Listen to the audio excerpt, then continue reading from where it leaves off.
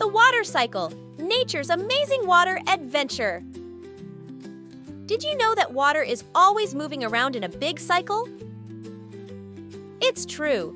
This cycle is called the water cycle, and it's like a never-ending adventure for water. The water cycle starts when the sun shines its warm rays down onto the earth. This heat makes some of the water in rivers, lakes, and oceans evaporate into the air. Evaporation is when water turns into invisible vapor. Once the water vapor is in the air, it rises up and forms clouds. These clouds float around in the sky, carrying water from one place to another.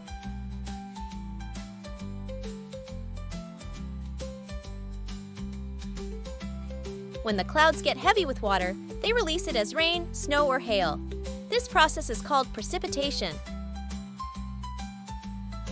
When the rain falls, it soaks into the ground or flows into rivers and streams. Some of it even goes back into the oceans.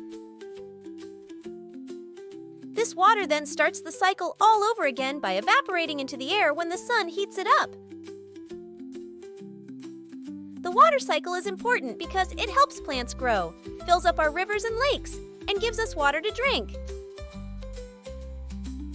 Without the water cycle, our planet wouldn't be able to support life as we know it. So, the next time you see rain falling from the sky or feel the warmth of the sun, remember that you're witnessing a part of nature's amazing water adventure, the water cycle.